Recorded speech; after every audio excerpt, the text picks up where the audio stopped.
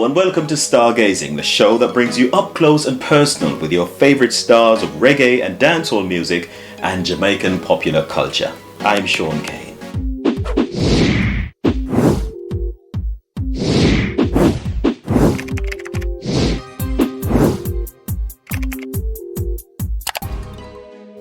In this edition of the show, we'll speak with an artist who's had many hit songs, both by himself and as part of collaborations. Let's take a look. Baby, baby, can you come back home? Miss you, I cry. You should be right here by my side while my love keeps shining. The 1980s, 90s and the early millennium unveiled some of reggae and dancehall music's biggest artists, whose talents were moulded through the sound system movement. Play these artists an instrumental or riddim and they would ad-lib their way through the 3 or 4 minute duration of the recording. Hitman Walle is one of those entertainers who emerged on the scenes when being able to ride a riddim as it was being played on a turntable was an integral part of the training process of becoming a dancehall artiste. Teardrops rolling down my cheek and I said, I miss you, oh baby, miss you, I cry, you should be right here by my side. Born Walter Nembhard in the old Jamaican capital, Spanish Town, in the late 1970s, he attended the Spanish Town Comprehensive High School. He spent most of his formative years between the communities of St. John's Road, Job Lane, Valdez Road, Hopedale and Vega City. Walter's father owned the sound system Papa Love. The young Walter began to develop an interest in dancehall toasting after observing different artists performing on the sound system. He recalled seeing Poison Chang, whose son Stylo G is currently making hit songs, visit his home and practice toasting on the Papa Love sound system.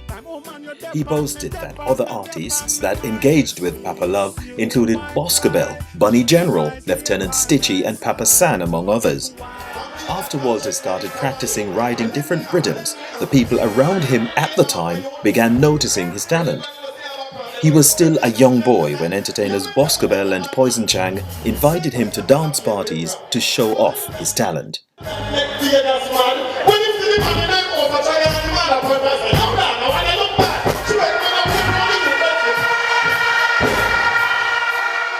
As his confidence grew, he was given the name Hitman Wally. He collaborated with Mallory Williams and Tony Green on the memorable track Dance Reggae Cha Cha Cha.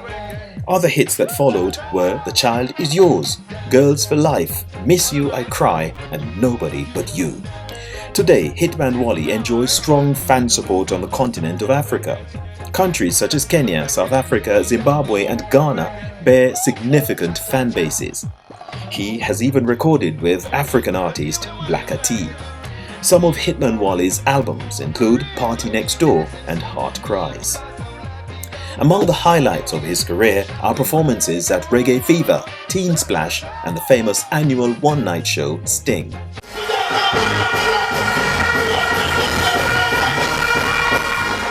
Despite his many musical achievements, Hitman Walle is showing no signs of stopping. He has told the Stargazing with Shaun Cain show that he is getting ready to release some new music very soon. Welcome back. Hitman Walle, wagwan sir. Good day, my brother. You know, I'm relaxing at the land of the sunshine and the sky them pretty. You're the lucky one, man, in the land of sunshine, wood and water, and it's just really calm and peaceful. That is great. So really nice talking to you right now. But you know what? You are a native of Spanish Town, and Spanish Town has made a really strong contribution to the reggae artist pool, if I may call it that. So I remember you've got people like Chevelle Franklin coming from Spanish Town, you've also got Diana King, you've got Dirtsman. I mean, have I missed anybody? I think you missed out Michael Rose, which he played a good role in reggae music, our culture. Michael Rose is the first one that get Grammy. He's from Spanish Town also. And Cafe, she is the youngest artist who get Grammy also. These artists, is in they are in history right now, you understand, of our music. You have Papa San, Lieutenant Stitchy, Wolfman, Lady G, and a lot more, numberless artists, Dirtsman, you know. A whole lot of people there. But apart from Chronicle, have you met any of these other artists that you've mentioned?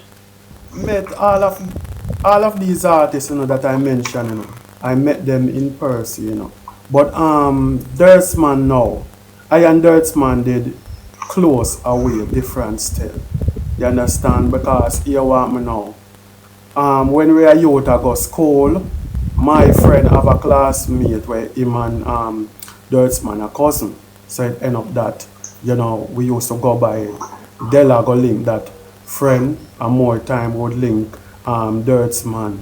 Long before Dirtsman even bus. Them time the Dirtsman a walk. Dirtsman never start ride bike yet I start drive.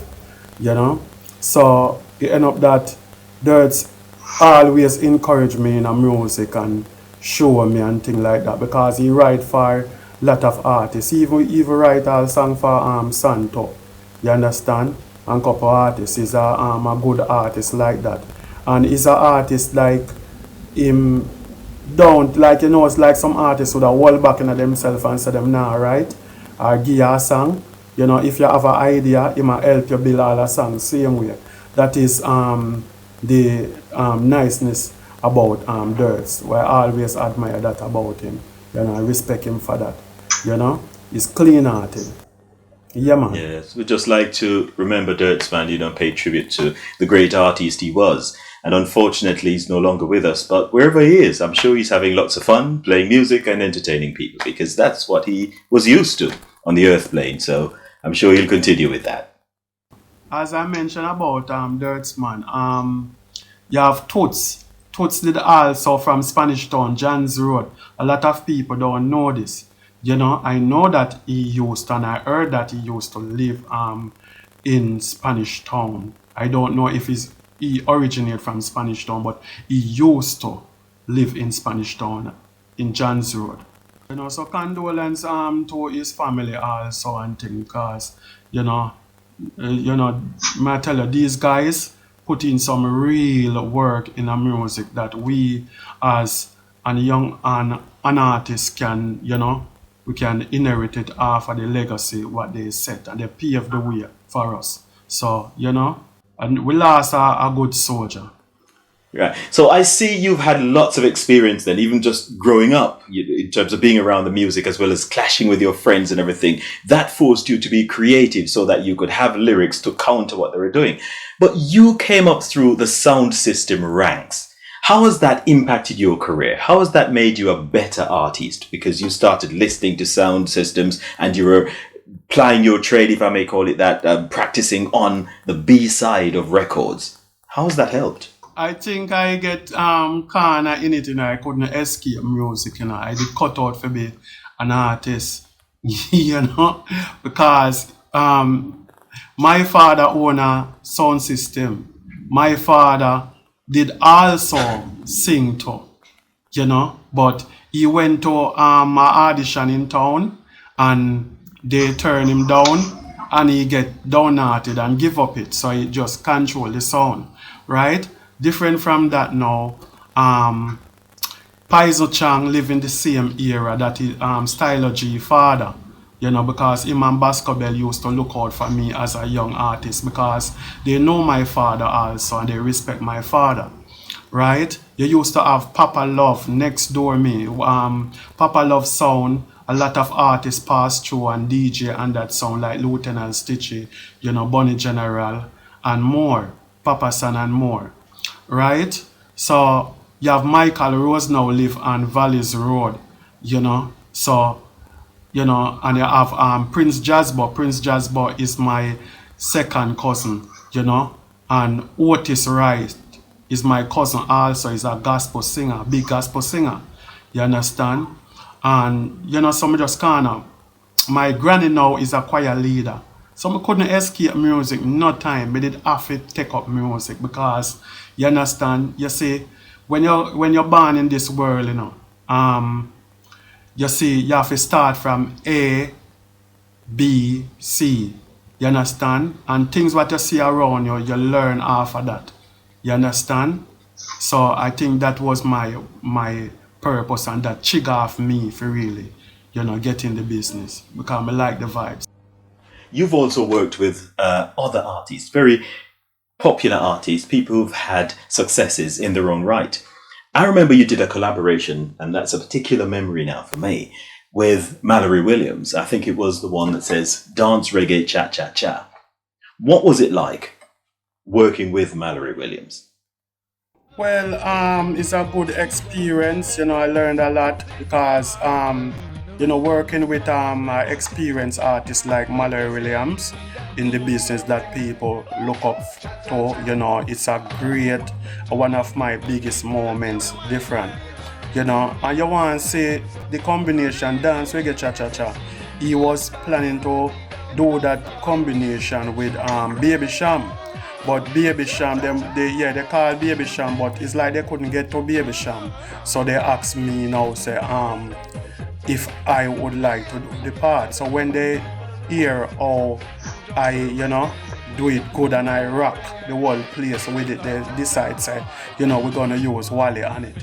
That is, how I get my opportunity with dance reggae cha cha cha. Move up your feet and shake up your body, shuffle to the beat. Get up, stand up and rock and everything I read. Champion party going on and the beat. Three pretty girls come and kiss me on the cheek. Suzette, Pamela and the one named Lilita. Love the reggae cha-cha new millennium beat. Come on now baby, do it. That's indeed great, Wally. Let's go back to your earlier days now as a child growing up. I know that your mother and your father, after a while, they split. They went their separate ways. How did that affect you as a child? Yeah, it affect me, yes, because, sometimes you're just there over here, and sometimes when you're there over this side here, it's like them say your father ready for you, so you have to go over this side here. And by the time you're second done over this side here, you understand your mother say, boy, she ready for you. So, you have to just share, amongst three persons, you understand? Persons should say. You understand? But I understand the situation, you understand? Yeah, but big people business, so at the time I don't really want to go into that. Yeah, at the time, I not even want to ask and find out that because I love my mother, I love my father, and I love my granny. You understand? So it's like my focus at that time is just what pass and gone. So we are just moving ahead. You understand, with time. That was very mature of you, the way you actually looked at the situation and the way you actually dealt with it. I've come across lots of people who had a similar kind of upbringing and a similar kind of setup at the time when they were growing up. And they didn't quite look at it that way. They actually had lots of resentment and they really regretted that moment and that period in their lives. But it's good that you're that magnanimous about it and you just carry on as you think you should. And it helped you, as you said. Good. But as I said before, you spent time with your grandmother among the other people that you grew up with. But your grandmother passed away a few years ago. How did you cope with that experience? Yeah, when my grandma left, it affect me, big time, it's like part of my life gone. You understand? Because first knowing myself, I know my grandmother. You understand? When I first come to sense on this planet here, you understand? I know my grandmother, I know calling her and she have to get whatever I need. You understand? So when she left, it was hard for me, but make it so harder for me now. My bigger brother, he's the one that I know also when I came into this world. So he passed away 1 month after my grandmother. My grandmother passed away the December, right? No, she buried the December, and my brother passed away the January the 27th. So it's like 3/4 of my life gone there, so now it jerked me up a wicked. One of the wicked jerk me ever get in my life, because my brother used to help me with my music. You know, he's the one that used to send me go to studio and all these things. So when my brother passed away, it's like things get rough for me now. You understand? Because my brother, me and my brother and Lady Saw, we used to do the road. Road never easy for us at that time because me and Lady Saw, we used to remember time when we used to have to eat like all one box food. You understand? We share it. We are going to country a stage show. See, same thing with me and Merciless, one buller. Me and him are action fire left from downtown. I go a mixing lab studio and we have to broke that. And beg the Sky Juice man some water. You understand, in a bag for wash it down. You know, so life did kind of get hard for me as youth. You understand?